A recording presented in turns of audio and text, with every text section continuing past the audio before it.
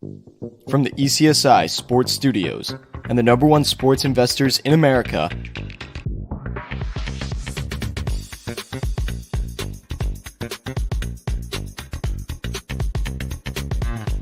we bring you the closing bell.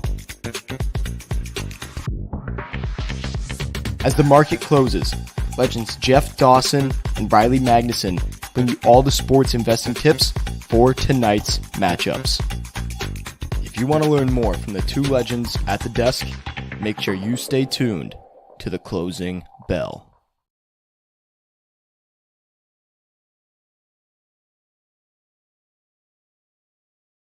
ECSI fans, you want to revolutionize your sports investing habits? Allow me to tell you about WagerWire. WagerWire is an app that helps you become a superior bettor by allowing you to sync all your sports books and track all your bets in one place. See your current action, your betting history, and stats. You could also sign up for sports books and collect bonus offers. Follow them at WagerWire on X, as it's the best account on the platform. Head to App Store or Play Store now and search WagerWire and download the app.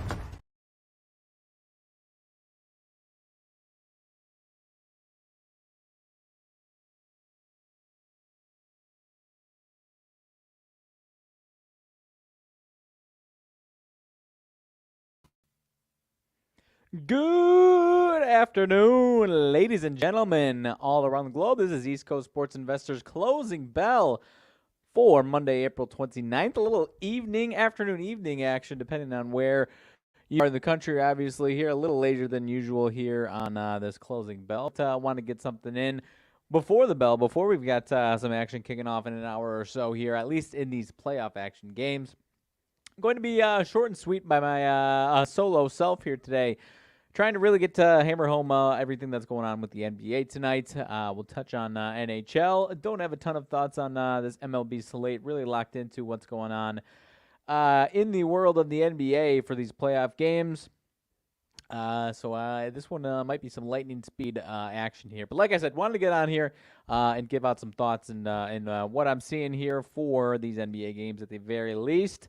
Like I said, baseball, if you want some insights and information, I know Jeff and Scotty Webb had a great show a little earlier today in the afternoon here, so definitely go on and check that out.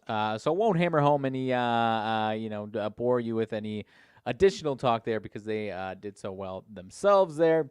Other than that, though, in the MLB, my White Sox doubled their win total from 3 to 6 over the weekend. So the sun is shining on the south side of Chicago, I think. But anyways, like I said, we'll be moving into NBA tonight. NHL-wise, I don't have too much strong thoughts on these two games here tonight. Obviously, you've got Florida trying to wrap things up at home against Tampa, and the only opportunity for at least a 2-2 series in Vegas tonight, Dallas and Vegas. Dallas is the road favorite in this one. I think a lot of people expecting or just wanting them to win that game to even the series. But if that doesn't go the way of the Stars, we're gonna have every single one of these series minus the 4-game sweep of the Rangers at 3-1. So I think a lot of people are hoping for this Dallas team to even it up. So when you get to play, I'm not saying you shouldn't play Dallas. That's not my advice or not advice, whatever you want to call it. If you're betting it because that's what you want to happen, that should be a red flag for you, and at least need to find some other reasons there. So that's all I'll say with the NHL tonight. These games have been fun. The Predators-Canucks game should have been an even 2-2 series, but the Canucks furious rally at the end there, get the job done, and take it to 3-1. So we are left with hoping we get some maybe some comebacks or at least some interesting 3-2 situations here over the next couple of days after what we'll be seeing here. But otherwise, we could be in for some early finishes to some of these NHL series and hopefully some good series after that into the next round there. So as far as tonight is concerned, we got 3 NBA games on the board tonight. The NBA themselves not having much of a different story as far as these series go. You've got a 3-1 Game 5 tonight could close out in Denver tonight. You've got a 3-0 OKC lead. Boston 2-1, so that's another one that could be evened up, but obviously we all kind of expect one way to go in that one. The one that is even that so far has been kind of ugly games Outside of, all four of them kind of ugly 2-2 situation is the Orlando Magic and Cleveland Cavs. The home team has dominated all of those. We had a chance for some 2-2 series in the Sixers and Knicks one. That has been a good series, but obviously not going that way. Pacers taking it to the Bucks now without Giannis and co. And Mavericks Clippers obviously is a good series. That game was a good finish as well there. So that is the one series that I think we are getting to the finish line with some fun there, along with Orlando and Cleveland. Maybe those last 2 or 3 games in Orlando and Cleveland will actually be good games to watch because I feel like that's those series that people have watched the least of from what I talked to, and of course it's 2-2 there. So as far as tonight is concerned, see Boston and Miami.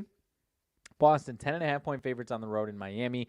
The consensus, and I agree, is that Boston is going to take care of business tonight, but we know how this Miami team operates with their back against the wall, and it is 2-1, but you would have to assume they feel like their back is against the wall on this one. 104-84 win for the Celtics in Miami in Game 3 there, and we've got a short tick up to 10.5. That one was 9.5. This one's 10.5. Total very similar to where we were there again, 205. So Boston could absolutely come out and put the wood down again and have a similar showing that they did right there. Games 1 and 3 defensively, very, very good. Game 2 is where Miami was able to score some points and obviously win, but put a respectable number on there. 205s each of the last 2. We get one going over, this one going way under in Miami the other night. And we're expecting the Celtics to put the hurt down. I don't want to say I'm leaning to the over, but I mean the Miami team total is lower than 100 there, so you're not asking for a ton. Obviously you are because it's the best team in basketball here in Boston here, but I'm kind of leaning towards the Heat covering this game, keeping it at least to single digits. But Boston takes care of business. Not really being that concerned here.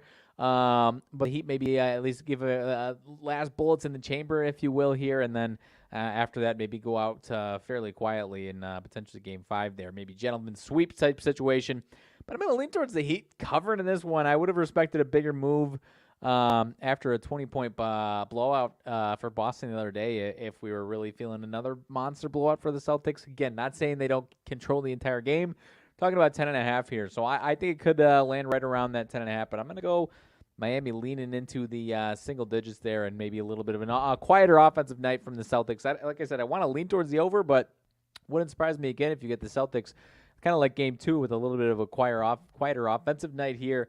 So I'll go with a 108, a 106 to 99 Celtics win and cover, and that would put us right at the 205. So maybe I'm going right on the bill for the cover, or on the over under, but I'm going with the Heat cover here tonight by the skin of their teeth. How about that? So not a strong thought there. I mean, you've got these big favorites here. You expect them to win by a zillion here. So I'm kind of going against the grain and taking the Heat to cover this one. So thank y'all in the comments for stopping by. Daniel, thank y'all for stopping by. TJ, always love to have you stopping by. So thank you for hopping in the chat there.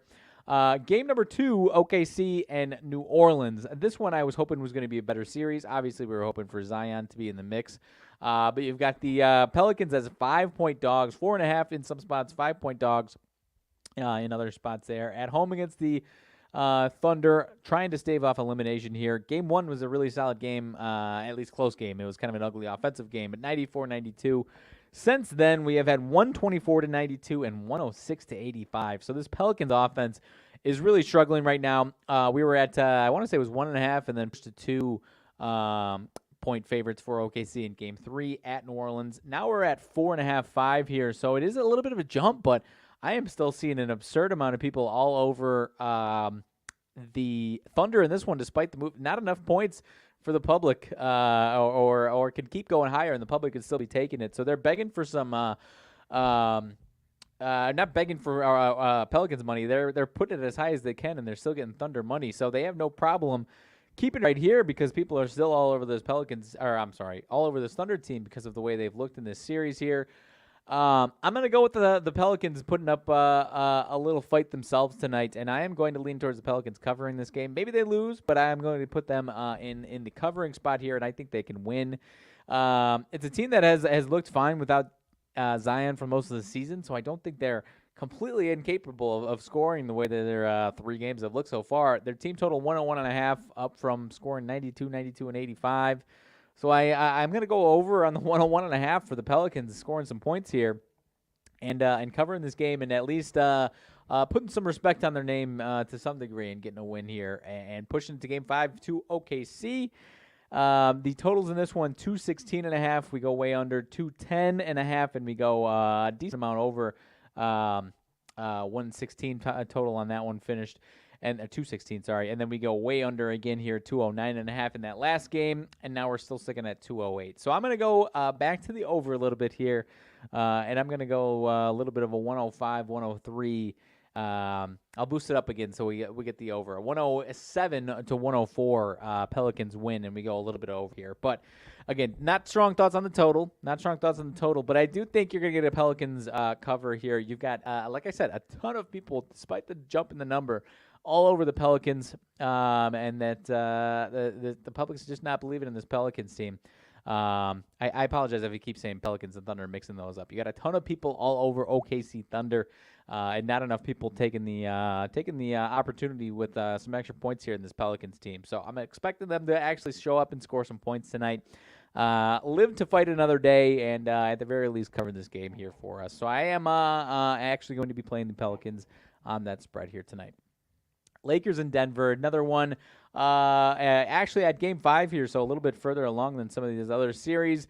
Chance for Denver to close things out. Here at home, we are at 6.5 for a home Denver team after a nice 2-game stretch in Denver. 114 to 103 as 6.5-point favorites. 101 to 99 win as 7-point favorites. So they keep throwing that 6.5, 7 number at you here for Denver at home.